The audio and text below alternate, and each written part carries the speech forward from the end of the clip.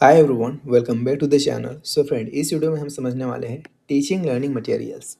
TLM Hindi अर्थ होता है इसका सहायक शिक्षण सामग्री। ऐसी सामग्री जिसका इस्तेमाल हम शिक्षण अधिगम प्रक्रिया को आसान और अधिक प्रभावी बनाने के लिए करते हैं। देखिए, इनके जितने भी प्रकार हैं उन सभी प्रकार को समझेंगे, साथ ही साथ इनके सभी मुख्य विशेषताओं को समझेंगे जहाँ से क्वेश्चन पूछे जाते हैं। वीडियो को पूरा देखिएगा लास्ट तक, देन डेफिनेटली यहाँ से आने वाले सवाल को आप आसानी से सॉल्व कर पाएंगे। चलिए शुरू करते हैं। Teaching learning materials (TLM), also known as instructional materials, are collections of materials including animate and inanimate objects and human and non-human resources that a teacher uses to make the teaching learning process easier and more effective. कुल मिला के घुमा फिरा के वही बात है जो मैंने अभी आपको बताया था। देखो, ये होता क्या है, तो शिक्षण अधिगम सामग्री टीएलएम, जिसे आप अनुदेशात्मक सामग्री भी कह सकते हैं, ये उन संसाधनों का संग्रह होता है जिसमें सजीव और निर्जीव वस्तुएं, साथ ही साथ मानवीय और गैर मानवीय संसाधन शामिल होते हैं, और जिनका उपयोग एक टीचर, एक शिक्षक शिक्षण अधिगम प्रक्रिया को, टीचिंग लर्निंग प्रोसेस को आसान और अधिक प्रभावी बनाने के लिए करता है। To make the teaching learning process easier and more effective. ये क्या होता है? तो ये होता है टीएलएम। अब यहाँ पे देखिए, इस टीएलएम का आपको फुल फॉर्म भी पूछ सकते हैं, तो टीएलएम का फुल फॉर्म आपको पता होना चाहिए। टीएलएम का पूर्ण रूप फुल फॉर्म क्या होता है? Teaching learning materials. चलिए आगे देखते हैं। Teaching aids are categorised based on the senses they appeal to audio visual and audio visual. मतलब क्या हुआ, जो टीएलएम है, टीचिंग लर्निंग मटेरियल्स है, शिक्षण सहायक सामग्री है, को उन इंद्रियों के आधार पर वर्गीकृत किया गया है जिन्हें वे आकर्षित करते हैं। मतलब ऑडियो मतलब श्रव्य, विजुअल मतलब दृश्य, और एक है ऑडियो विजुअल मतलब श्रव्य दृश्य। इन सभी को समझेंगे विद एग्जाम्पल अच्छे से। अभी आप इसका एक जनरल ओवरव्यू देख लीजिए। ऑडियो एड्स कौन कौन से होते हैं, श्रव्य सामग्री कौन कौन से होते हैं, तो देखिए, aids that appeal only to the ears are called audio aids. जिसका संबंध कान से है वो क्या है? ऑडियो एड्स हैं, श्रव्य सामग्री हैं, जैसे रेडियो, टेप रिकॉर्डर्स एंड ग्रामोफोन्स। इन सभी चीज़ों को समझेंगे अच्छे से। चलिए यहाँ पे देखते हैं विजुअल एड्स, दृश्य सामग्री। Visual aids appeal only to the eyes. जो सिर्फ आंख से संबंधित है वो क्या होता है? तो दृश्य सामग्री होता है, विजुअल एड्स होता है। इसका एग्जाम्पल कौन कौन सा है? Black board, text books, charts, maps, models, pictures, films, strips and slides, flash cards, और एक है फ्लैनल बोर्ड्स एट्सेट्रा। उसके बाद तीसरा इसमें है ऑडियो विजुअल एड्स, दृश्य श्रव्य सामग्री। ये क्या होते हैं?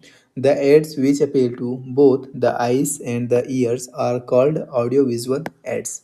मतलब ऐसे सामग्री जिसका संबंध किससे है? तो आइस मतलब आँख से, ईयर्स मतलब कान से। कान और आँख दोनों से जो संबंधित सामग्रियाँ हैं वो क्या कहलाते हैं? वो कहलाता है दृश्य श्रव्य सामग्री, ऑडियो विजुअल एड्स। इसके एग्जाम्पल हैं टेलीविज़न, सिनेमा एंड फिल्म्स। उसके बाद है स्किल इन्वॉल्व्ड। देखिए, इसमें कौन से शामिल होते हैं? तो listening skill is involved when watching a TV show. जब आप एक टीवी शो देख रहे होते हैं तो श्रवण कौशल उसमें शामिल होता है, लिसनिंग स्किल उसमें शामिल होता है। उसके बाद आप इस पॉइंट को याद रखेंगे, एक कम्युनिकेशन टाइप दिया गया है जो इंपॉर्टेंट है, एग्जाम में पूछा जा चुका है, इसलिए इसको यहाँ पे मैंने शामिल किया है। Radio and television are one way communication. कैसा होता है कम्युनिकेशन टाइप? संचार का प्रकार कैसा होता है? तो वन वे कम्युनिकेशन, एक तरफा संचार होता है। किसमें? तो रेडियो में और टेलीविज़न में। क्लियर है? इसे आप लोग याद रखेंगे, ये ऑलरेडी पूछे गए क्वेश्चन है, इसलिए यहाँ पे मैंने इस पॉइंट को शामिल किया है। चलिए अब इन सभी चीज़ों को डिटेल से समझते हैं, जिसमें हम पहला देखते हैं ऑडियो एड्स, श्रव्य सामग्री। इसका डेफिनेशन है, परिभाषा यहाँ पे। This aids facilitate learning by using the sense of hearing. They are specially helpful in language teaching. वे साधन जो केवल कानों को आकर्षित करते हैं, जो कानों से संबंधित हैं, सुनने की इंद्री को शामिल करता है, ये विशेष रूप से भाषा शिक्षण में सहायक होते हैं। एग्जाम्पल है इसका radio, tape recorder, gramophone, linguaphone, audio cassette player and language laboratory.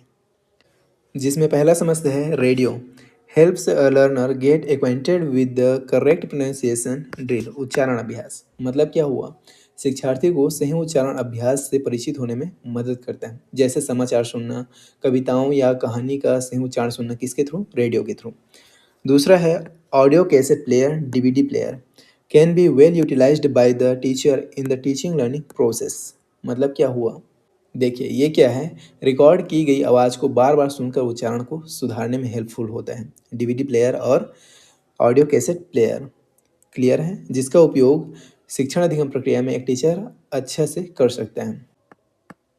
फिर अगला है इसमें lingua phone, a leading global provider of self study language learning materials. मतलब स्वाध्ययन भाषा सीखने की सामग्री प्रदान करने वाला एक प्रमुख वैश्विक प्रदाता। लिंग्वा फोन से आप क्या कर सकते हैं, किसी नई भाषा को सीखने के लिए स्वाध्ययन सामग्री के रूप में इसका इस्तेमाल कर सकते हैं। फिर है लैंग्वेज लेबोरेटरी, भाषा प्रयोगशाला, a place where learners put on headphones and listen to a particular language piece. सुनते हैं और सीखते हैं। एक ऐसी जगह जहां शिक्षार्थी हेडफोन लगाते हैं और किसी विशिष्ट भाषा खंड को सुनते हैं और सुनते हुए ही उसे सीखते हैं। समझ में आया क्या है ये लैंग्वेज लेबोरेटरी? चलिए अगला समझते हैं फिर, विजुअल एड्स, दृश्य सामग्री, ये क्या होते हैं, इसका डेफिनेशन यहाँ पे दिया गया है। This aids appeal to the learners visual organs, they help achieve the cognitive affective and psychomotor objectives of teaching. ये साधन क्या करते हैं, शिक्षार्थी के दृश्य अंगों को आकर्षित करते हैं, दृश्य अंगों से संबंधित होते हैं। ये शिक्षण के संज्ञानात्मक, भावात्मक और मनोप्रेरक उद्देश्यों को प्राप्त करने में मदद करते हैं। इसके एग्जाम्पल है chalk board, soft boards, charts, maps, pictures and drawings, models, film strips, slide projector and overhead projector OHP। ये सभी किसके एग्जाम्पल हैं, तो विजुअल एड्स के एग्जाम्पल है, दृश्य सामग्री के एग्जाम्पल हैं। बारी बारी से सभी को समझते हैं। इसमें हम पहला देखते हैं chalk बोर्ड और soft board, used to teach sentence structure, new words and grammatical examples. Chalk board या सॉफ्ट बोर्ड वाक्य संरचना, नए शब्द और व्याकरणिक उदाहरण सिखाने के लिए उपयोग किया जाता है। अगला है pictures and charts, can be used to introduce a new topic, tell a story और टीच न्यू वोकेबलरी। एक नया विषय पेश करने, कहानी सुनाने या नई शब्दावली सिखाने के लिए चित्र और चार्ट का इस्तेमाल किया जा सकता है। फिर है flannel board, notice board, used to paste inspirational thoughts and ideas and display headlines of news. Flannel board, सूचना पट, इसका इस्तेमाल कैसे किया जाता है, तो प्रेरणादायक विचारों और समाचारों की सुर्खियों को प्रदर्शित करने के लिए इसका इस्तेमाल किया जाता है। फिर है narrative charts, used for the arrangement of facts and ideas to express events in a process और डेवलपमेंट। मतलब क्या हुआ, एक प्रक्रिया या विकास में घटनाओं को व्यक्त करने के लिए फैक्ट्स मतलब तथ्यों को और आइडिया मतलब विचारों की व्यवस्था के लिए इसका उपयोग किया जाता है। फिर है flash cards, useful at the elementary stage और secondary stage and can be used for small groups और ग्रुप डिस्कशन। फ्लैश कार्ड का इस्तेमाल कहाँ कर सकते हैं आप, तो प्राथमिक या माध्यमिक स्तर पर उपयोगी होता है ये, और छोटे समूहों में या समूह चर्चा के लिए इसका उपयोग आप कर सकते हैं। फिर है maps and models, used to present geographical fact, भौगोलिक तथ्यों को प्रेजेंट करने के लिए, दर्शाने के लिए इसका इस्तेमाल कर सकते हैं। रिलेट कॉम्प्लेक्स कॉन्सेप्ट और enhance logical ability in students. मतलब क्या हुआ, जटिल अवधारणाओं को छात्रों से जोड़ने या फिर तार्किक क्षमता बढ़ाने के लिए इसका इस्तेमाल कर सकते हैं। क्लियर है?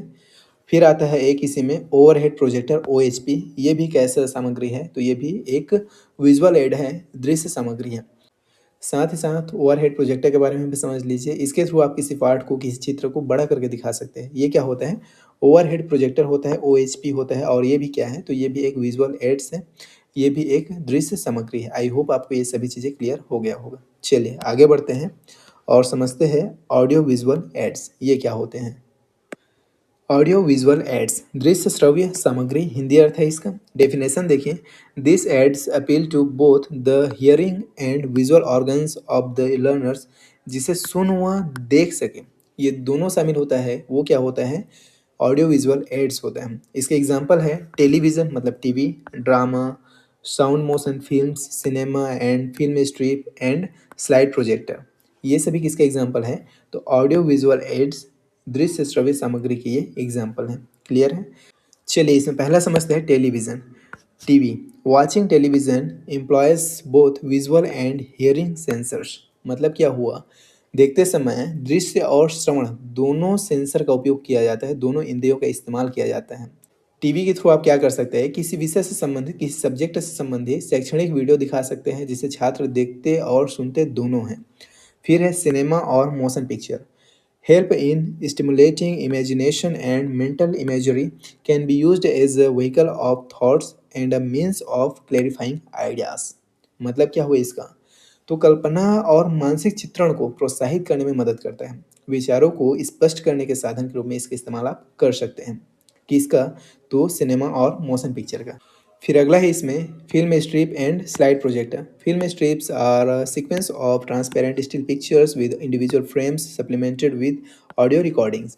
मतलब ये पिक्चर्स मतलब इमेजेस का फोटो का ये क्रम होता है और हर फ्रेम में एक ऑडियो भी होता है, एक आवाज़ भी होता है, साउंड भी होता है, इसलिए ये क्या है, ऑडियो विजुअल एड्स है। इसके थ्रू भी आप बच्चों को काफ़ी चीज़ें दिखा सकते हैं, सुना सकते हैं और फिर सिखा सकते हैं। क्लियर है? चलिए अब इन टीएलएम्स की विशेषताओं को देखते हैं। Characteristics of teaching ads. शिक्षण सहायक सामग्री की विशेषताएं। Teaching ads should be. Teaching ads शिक्षण सहायक सामग्री कैसा होना चाहिए? तो पहला पॉइंट है इसमें, big enough to seen by the students. छात्रों द्वारा देखे जाने के लिए पर्याप्त बड़े होने चाहिए, इतना बड़ा होना चाहिए कि छात्र उसे आसानी से देख सके। दूसरा है meaningful and always serve a useful purpose. उपयोगी व मतलब का हो, सार्थक होना चाहिए और हमेशा एक उपयोगी उद्देश्य की पूर्ति करे। कहने का मतलब क्या है, उपयोगी होना चाहिए और मतलब का होना चाहिए, सार्थक होना चाहिए। तीसरा है up to the mark and updated. मतलब अपडेटेड होना चाहिए, एकदम पुराना नहीं होना चाहिए। आप आज 21st सेंचुरी स्किल पढ़ा रहे हैं और बात चल रही है 19वीं सदी का, ऐसा नहीं होना चाहिए। अपडेटेड होना चाहिए, आज के अकॉर्डिंग होना चाहिए, आज की आवश्यकता के अनुरूप होना चाहिए। चौथा है simple and may be improvised. मतलब क्या हुआ, सरल हो और उसमें तत्काल सुधार किया जा सके, ऐसा होना चाहिए। पांचवा है एक्यूरेट एंड रियलिस्टिक। सटीक होना चाहिए और यथार्थवादी होना चाहिए। अगला है फिर according to the mental level of the learners. मतलब क्या हुआ, शिक्षार्थियों के मानसिक स्तर के अनुरूप होना चाहिए, बच्चे उसे समझ सके। ऐसा नहीं होना चाहिए कि आप 5वीं के बच्चे को आप कॉलेज का स्तर का पढ़ा रहे हैं, ऐसा नहीं होना चाहिए, उसके लेवल का होना चाहिए। उसके बाद अगला है able to develop interest and make the learners curious. मतलब शिक्षार्थियों में रुचि विकसित करने और उन्हें जिज्ञासु बनाने में सक्षम होना चाहिए, रुचिकर होना चाहिए कहने का मतलब। अगला है फिर इसमें able to develop the perception of learners towards the content. अवधारणा बोध में सहायक हो। मतलब क्या हुआ, सामग्री के प्रति शिक्षार्थियों की धारणा परसेप्शन विकसित करने में सक्षम होना चाहिए, अवधारणा बोध में सहायक हो। एक लाइन में यहाँ पे ये चीज़ मेंशन है। क्लियर है? ये सभी चीज़ें समझ में आया आपको? चलिए आगे कुछ और चीज़ों को समझते हैं इसमें। पाठ्य पुस्तक, टेक्स्ट बुक। ये क्या है? The text book is one of the most common teaching materials used by English language teachers. पाठ्य पुस्तक अंग्रेजी भाषा के शिक्षकों द्वारा उपयोग की जाने वाली सबसे आम शिक्षण सामग्री में से एक है। Characteristics of good text book. मतलब एक अच्छी पाठ्य पुस्तक की विशेषताएं। It should be selected keeping in mind the age, interest and individual differences of learners। शिक्षार्थियों की आयु, रुचि और व्यक्तिगत विभिन्नता, व्यक्तिगत अंतर को ध्यान में रखकर चुना जाना चाहिए, उम्र और रुचि के अनुरूप होना चाहिए। It should cover the objectives of English teaching। शिक्षण अंग्रेजी शिक्षण के उद्देश्यों को कवर करना चाहिए। It should be free from spelling errors and printing mistakes। वर्तनी की त्रुटियों और छपाई की गलतियों से मुक्त होना चाहिए। ऐसा नहीं कि उसी में किसी शब्द को गलत लिख दिया गया है, ऐसा नहीं होना चाहिए, सही सही स्पेलिंग उसमें इस्तेमाल होना चाहिए। It should be attractive and illustrative. त्रुटि मुक्त और आकर्षक होना चाहिए। कहने का मतलब आकर्षक होना चाहिए और सचित्र होना चाहिए और त्रुटियां उसमें नहीं होना चाहिए। क्लियर है? The cover should be attractive and qualitative. Cover आकर्षक होना चाहिए, साथ ही साथ गुणात्मक होना चाहिए। अगला है each chapter must contain exercise and practical work pertaining to its content. प्रत्येक अध्याय में उसकी सामग्री से संबंधित अभ्यास और व्यवहारिक कार्य भी शामिल होने चाहिए। ये सभी किसके क्वालिटी है, किसकी विशेषताएं हैं? तो एक टेक्स्ट बुक का, जो कि क्या है, one of the most common teaching learning material. शिक्षण सहायक सामग्री में इस्तेमाल किया जाने वाला बहुत से सामग्रियों में से एक है। सिर्फ एक नहीं है, one of the most common teaching materials, मतलब बहुत सी सामग्रियों में से एक है। इस पॉइंट को आप याद रखेंगे, इससे घुमा फिरा के सवाल पूछा जाता है। क्लियर है? चलिए आगे कुछ और चीज़ों को समझना है इसमें। टेक्स्ट मीडिया मतलब क्या हुआ? पाठ्य माध्यम, प्रिंट मीडिया, टेक्स्ट मीडिया, ये क्या है? Modern technology has brought text books in the form of e books and E journals. आधुनिक तकनीक ने पाठ्य पुस्तक को ई बुक्स और ई जर्नल्स के रूप में लाया है। E books are available in digital form consisting of text, images, or both, and can be read on the flat panel display of computers or other electronic devices. E books क्या है? Digital रूप में उपलब्ध है जिसमें पाठ, चित्र या फिर दोनों शामिल होते हैं और इन्हें कंप्यूटर या फिर अन्य इलेक्ट्रॉनिक उपकरणों जैसे कि मोबाइल हो गया, टैबलेट हो गया, इसके फ्लैट पैनल डिस्प्ले, इसके ऊपर इसे आसानी से पढ़ा जा सकता है। ये चीज़ें तो आप अच्छे से समझते ही हैं। उसके बाद आगे इसमें एक और है, multimedia materials. Multimedia materials include all text, animation, image and audio. Multimedia सामग्री में क्या शामिल होता है? तो सभी पाठ, एनिमेशन, छवि और ऑडियो, ये सभी शामिल होता है किसमें? मल्टीमीडिया में। They are used to aid teaching and learning. उनका उपयोग शिक्षण और सीखने में सहायता के लिए किया जाता है। अ collage of paper cutting is not a multimedia material. कागज की कटिंग का एक कोलाज एक मल्टीमीडिया सामग्री नहीं है।